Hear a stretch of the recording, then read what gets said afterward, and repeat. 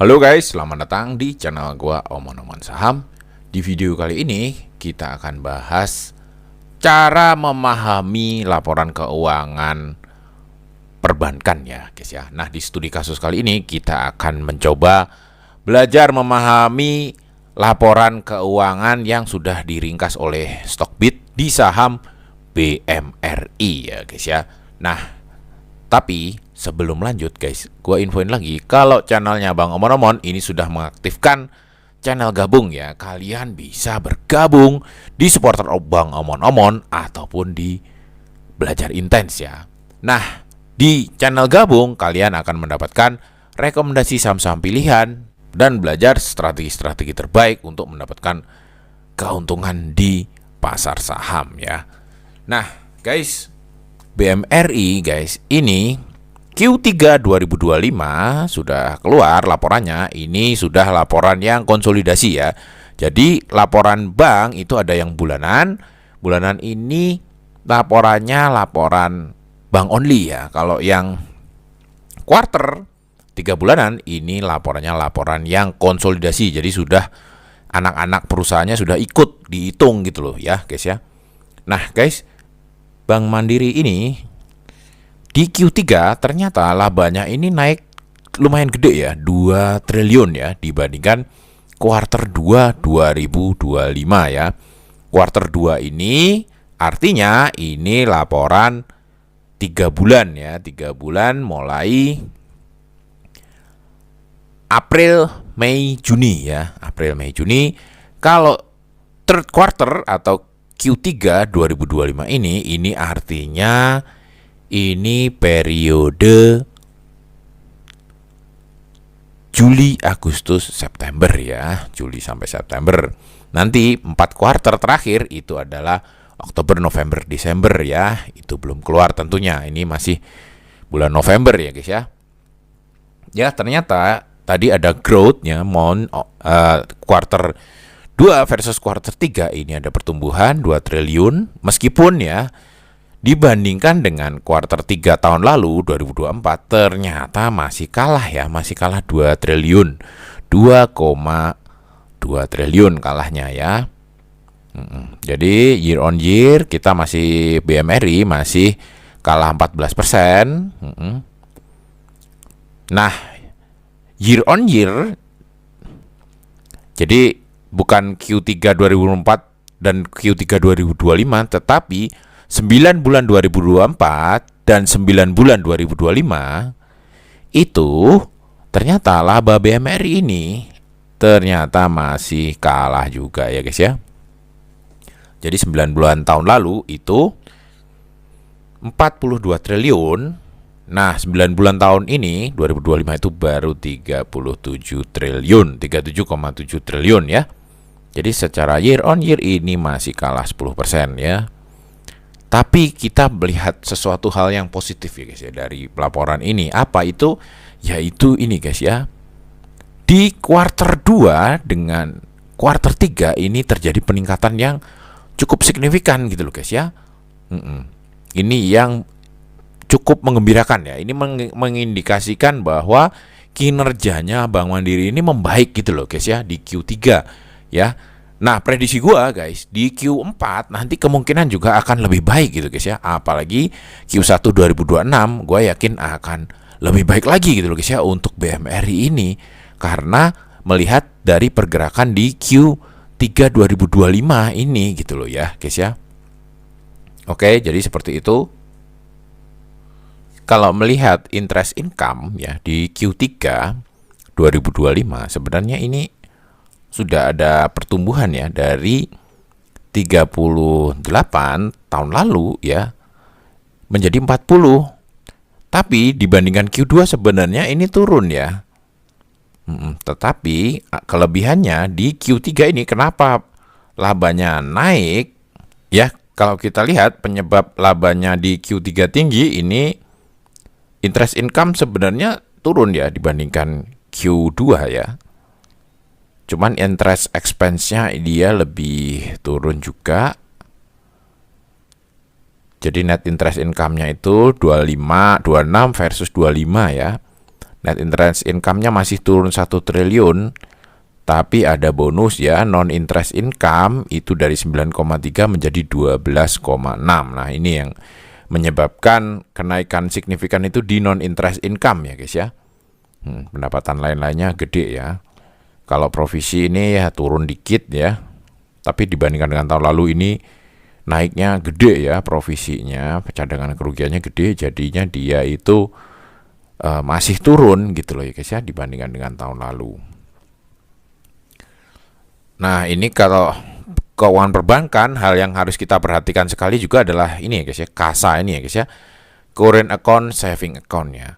Nah, kalau kita melihat ya, duitnya third party fund ini di Q3 ini naik ya guys ya, dari 1,6 menjadi 1,884 ya.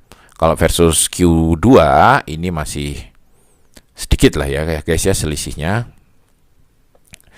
Jadi kasa ini penting kenapa guys? Kasa ini menentukan biaya bunga dari perbankan itu sendiri ya guys ya. Jadi perbankan itu kayak yang kita ketahui ya guys ya, perbankan itu dia itu dapat cuan, dapat duit untuk dipinjemin ya, bisnisnya itu dari dana masyarakat ya, dana masyarakat.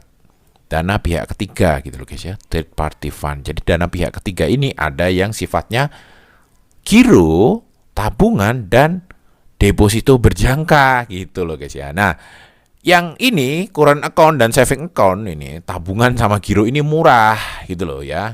Jadi kalau banyak di sini duitnya perbankan itu, dana pihak ketiganya banyak di sini, ini bagus banget gitu loh guys ya. Kalau banyak di time deposit ini mahal gitu loh guys ya, karena deposito berjangka ini bunganya mahal dibandingkan dengan current account dan saving account ya. CASA ini biayanya murah banget ya guys ya. Bahkan lu tahu sendiri ya, sekarang ini justru current account dan saving account ini malah bikin perbankan itu makin untung dari simpanan dari biaya administrasi gitu loh ya.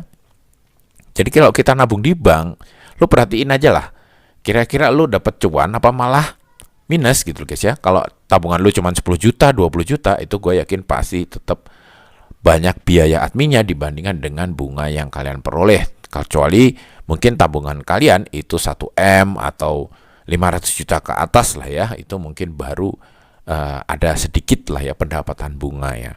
Nah, seperti itu ya. Jadi current account ini sama saving account, CASA ini, giro dan tabungan inilah yang semakin besar ini semakin bagus ya guys ya. Kalau perlu ini 100% berarti bagus banget, tidak ada deposito. Jadi dana yang diperoleh perbankan ini dana murah ya.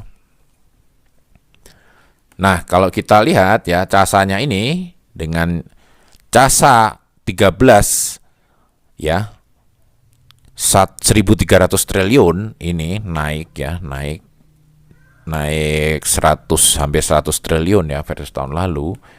Ini ternyata rasionya ini 6974 ya. Jadi ini rasionya semakin memburuk ya. Bagus di kuartal 2 itu lumayan bagus, tapi di Q3 ini kurang bagus ya guys ya, 69% ya. Ini rasionya ini dapat dari mana?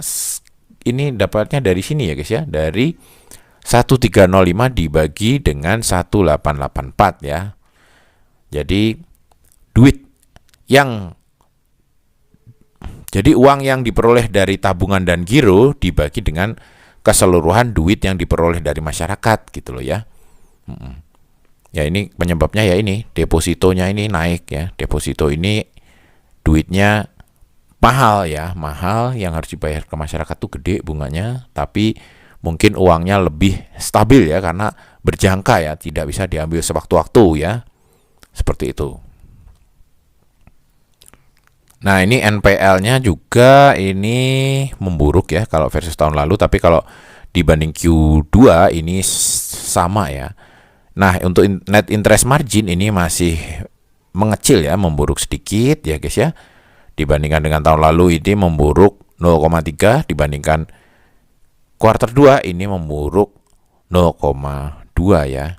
Semakin kecil ini semakin jelek ya guys ya. Jadi jadi keuntungan secara persentase keuntungannya itu semakin mengecil gitu guys ya, pendapatannya ya maksud gua. Jadi rasio pendapatannya jadi semakin kecil kalau net interest marginnya ini semakin kecil ya. Ini cost of creditnya 0,7, 0,6 ya, naik sedikit. LDR ini loan to deposit ratio ya, ini 91%, naik ya.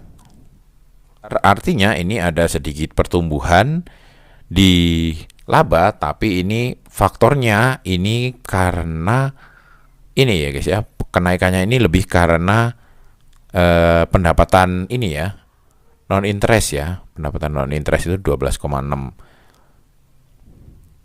Ya kalau untuk bisnis perbankan sebenarnya ini paling bagus dia itu ini ya guys ya, keseimbangan ya antara interest income dengan resikonya ini loh ya guys ya. Jadi kalau perbankan ini interest income-nya gede, ini juga kita belum tentu kita gembira ya guys ya, kalau ternyata ini gitu loh guys ya, ternyata provisinya juga gede gitu guys ya, ternyata ini NPL-nya juga gede gitu loh guys ya. Kalau NPL-nya ini gede, ini keuntungan perbankan, pendapatan bunga yang diperoleh ini bisa disikat habis hanya untuk provisi gitu loh ya. Provisinya bisa sampai 3 triliun sendiri gitu guys ya. Nah, kita sekarang lihat apakah dengan kenaikan Q ya, dengan kenaikan performance ini sekarang harga Bank Mandiri ini murah. Ternyata guys ya,